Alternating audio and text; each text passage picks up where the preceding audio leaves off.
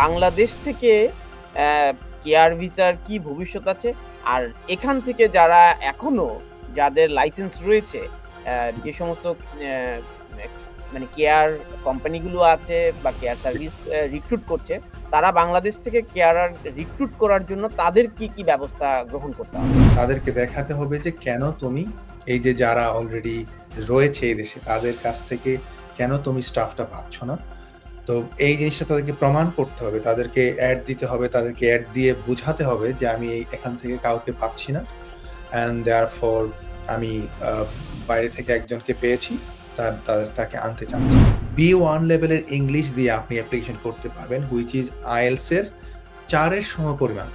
৪ only 4 out of 9. So speaking এবং listening পাওয়ারটা যদি আপনাদের বাড়ে, আপনারা কিন্তু অবশ্যই এই সেক্টরে আপনি যেকোনো জায়গায় জব পাবেন, আপনি হসপিটালে জব পাবেন। এখানে বড়, বড় কেয়ার কোম্পানি আছে।